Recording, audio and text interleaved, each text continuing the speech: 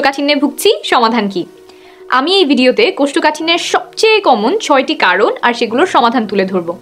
প্রত্যেকটা কারণ সহজ ভাষায় বুঝিয়ে বলবো, যাতে আপনার পেটে কি হচ্ছে পুরোটাই বুঝতে পারেন আর সমাধান মেনে চলতে সুবিধা হয়।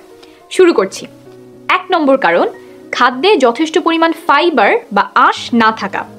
পেট পরিষ্কার হওয়ার জন্য খাবারে আঁশ থাকা কেন খুব গুরুত্বপূর্ণ সেটা একটু বুঝিয়ে বলি। আমাদের পেটের ভেতরে থাকা নাড়িভুঁড়ি যেখানে পায়খানা তৈরি হয় এবং জমা থাকে, সেখানে আঁশ বা ফাইবার অনেকটা স্পঞ্জের মতো কাজ করে। অর্থাৎ আঁশ পানি শোষণ ও ধারণ করার মাধ্যমে পায়খানায় পানি ধরে রাখতে সাহায্য করে। তাই ফাইবার থাকলে পায়খানা নরম হয়, ভারী হয়, আর সেই পায়খানা নাড়িভুঁড়ির ভেতর দিয়ে সহজেই এগোয় এবং সহজেই সেটা শরীর থেকে বের করা যায়। এটা তো মাত্র একটা উপায় বললাম। স্বাভাবিক পায়খানা হতে আঁশ আরও অনেকভাবে সাহায্য করে। তাই খাদ্যে যদি যথেষ্ট পরিমাণে ফাইবার বা আঁশ না থাকে, তখন কোষ্ঠকাঠিন্য দেখা দিতে পারে। তাহলে সমাধান কি? খাবারে ফাইবারের পরিমাণ বাড়াতে হবে। কোন কোন খাবারে ফাইবার পাওয়া যায়? ডাল, ছোলা, গাজর, শসা, টমেটো, আপেল, কলা, প্রায় সব শাকসবজি, ফলমূল, অন্যান্য গোটা শস্যদানা ইত্যাদি। গোটা শস্যদানা কি? লাল চাল, লাল আটা, এগুলো। চাল যখন লাল থেকে সাদা করা হয় তখন ফাইবারের পরিমাণও কমে যায়। আটার জন্যও একই কথা প্রযোজ্য।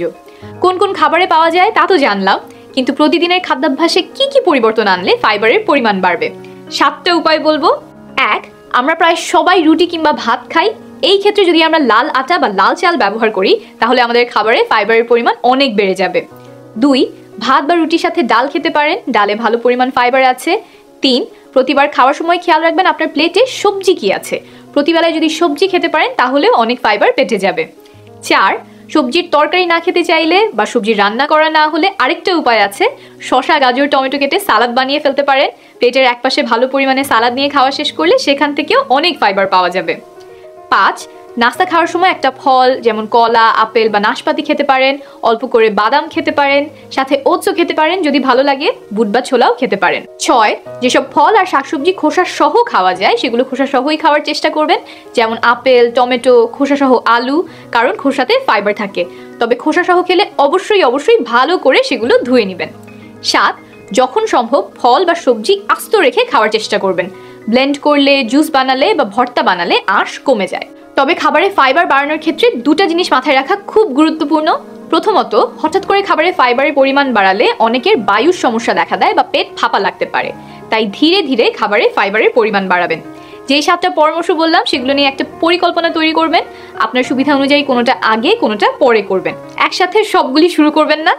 দ্বিতীয়ত, একটু আগেই বলেছি যে ফাইবার পানি শোষণ করে, তাই খাদ্যে ফাইবারের পরিমাণ বাড়ানোর সাথে সাথে যথেষ্ট পরিমাণ পানি নিশ্চিত করতে হবে। এই পানি নিয়েই আমার দ্বিতীয় পরামর্শ। কোষ্ঠকাঠিন্যের 2 নম্বর কারণ, যথেষ্ট পরিমাণে পানি না খাওয়া। পায়খানা নরম করতে হলে শরীরের পানি প্রয়োজন হয়। আবার পায়খানা যাতে আমাদের বৃহদন্ত্রে অর্থাৎ পেটের নাড়িভুঁড়িতে সহজে চলাচল করতে পারে, কোথাও আটকে না থাকে, তার জন্যও প্রয়োজন পানি। তাই আপনি যদি যথেষ্ট পরিমাণ পানি না খান, তাহলে পায়খানা নরম না হয়ে শক্ত হওয়া আর কোষ্ঠকাঠিন্য হওয়ার সম্ভাবনা বাড়ে। সমাধান কি? দিনে অন্তত 2 লিটার পানি পান করতে হবে। শরীর সেই পানি ব্যবহার করে কোষ্ঠকাঠিন্য দূর করবে। আপনার সাথে একটা 1 লিটারের বোতল রাখতে পারেন, তাহলে দিনে কতটুকু পানি খাচ্ছেন সেটা হিসাব করতে সহজ হবে। এখন চলে আসি কোষ্ঠকাঠিন্যের 3 নম্বর কারণে, দীর্ঘ সময় ধরে শুয়ে বসে থাকা। আমরা যদি হাঁটাচলা কমিয়ে দেই, শারীরিক পরিশ্রম না করি, অনেকক্ষণ ধরে শুয়ে বসে থাকি, ব্যায়াম না করি, তাহলে কোষ্ঠকাঠিন্য হতে পারে। শরীর চর্চা করলে আমাদের বৃহদন্ত্র অর্থাৎ পেটের ভেতর থাকা নাড়িভুঁড়ি সচল হয় এবং স্বাভাবিক পায়খানা হতে সাহায্য করে। আমরা যত বেশি বাসা থেকে কাজ করব, বাসা থেকে অনলাইন ক্লাস করব, অফিসে বা ইউনিভার্সিটিতে যাওয়া আসা কম হবে, ততই আমাদের হাঁটাচলা কমে যাওয়ার সম্ভাবনা থাকে। হয়তো সকালবেলা ঘুম থেকে উঠে 2 কদম দিয়ে টেবিল চেয়ারে বসে সারাদিন সেখান থেকেই আপনি কাজ করছেন বা ক্লাস করছেন, দিনে আর ব্যায়াম করা হচ্ছে না, তখন কিন্তু কোষ্ঠকাঠিন্য দেখা দেওয়ার সম্ভাবনা বেড়ে যায়। কি করতে পারেন? প্রতিদিন কিছু সময় হাঁটাহাঁটি করা, ব্যায়াম করা বা দৌড়ানোর অভ্যাস গড়ে তুলুন। একদম কিছু না করার চেয়ে অল্প কিছু করাও শ্রেয়। আজকে থেকেই শুরু করতে পারেন। ধরেন চিন্তা করলেন প্রতিদিন 10 মিনিট বা 15 মিনিট দ্রুত হাঁটবেন, তারপর আস্তে আস্তে সময়টা আপনি বাড়াবেন। আর একটানা অনেকক্ষণ ধরে শুয়ে বা বসে থাকবেন না, একটু উঠে হালকা ব্যায়াম বা হাঁটাহাঁটি করে নেবেন। কতক্ষণ ব্যায়াম করতে হবে? আপনার বয়স যদি 19 থেকে 64 এর মধ্যে হয়, তাহলে আপনার লক্ষ্য থাকবে সপ্তাহে অন্তত 2.5 ঘন্টা মাঝারি ধরনের ব্যায়াম করা। মাঝারি ধরনের ব্যায়ামগুলো হলো দ্রুত হাঁটা, সাইকেল চালানো ইত্যাদি। যদি তার চেয়ে বেশি খাটুনির ব্যায়াম করেন, যেমন দৌড় দেয়া, ফুটবল খেলা, দড়ি লাফানো, তাহলে আপনার লক্ষ্য হবে সেগুলো সপ্তাহে অন্তত 1.5 ঘন্টা করে করা, অর্থাৎ সপ্তাহে 75 মিনিট। 4 নম্বর কারণ, পায়খানার চাপ আসলে টয়লেটে না যেয়ে তা প্রায়শই চেপে রাখা।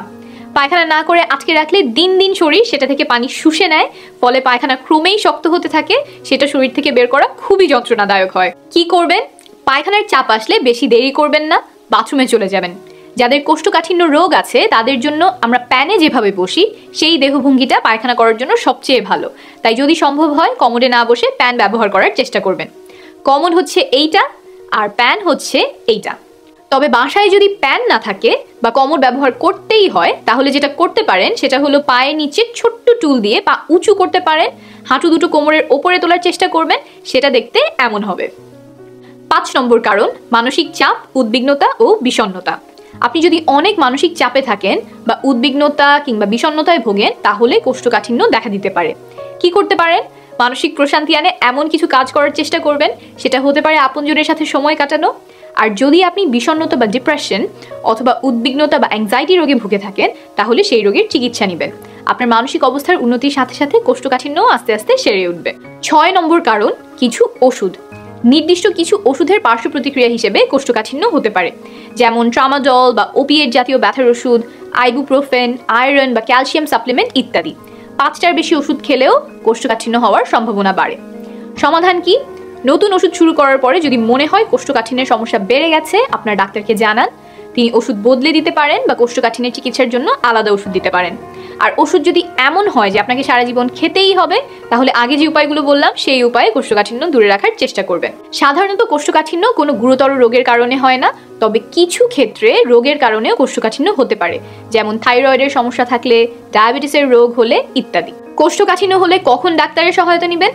যদি ঘরোয়া উপায়ে সমাধান না হয়, যদি দীর্ঘদিন যাবৎ নিয়মিত কোষ্ঠকাঠিন্য রোগে ভোগেন বা পেট ফাঁপা লাগে, অনেক দিন কোষ্ঠকাঠিন্য থাকার পর যদি ডায়রিয়া শুরু হয়, যদি পায়খানার সাথে রক্ত যায় বা পায়খানা কালো হয়, পায়খানার রাস্তায় যদি ব্যথা হয়, কোষ্ঠকাঠিন্যের সাথে যদি পেট ব্যথা হয় বা জ্বর আসে, যদি সারাক্ষণ ক্লান্ত লাগতে থাকে, যদি ওজন অনেক কমে যায় কোনো কারণ ছাড়াই বা কোনো চেষ্টা ছাড়াই, যদি রক্তশূন্যতায় ভোগেন, এসব লক্ষণ দেখা দিলে দেরি না করে একজন ডাক্তারের সহায়তা নেবেন।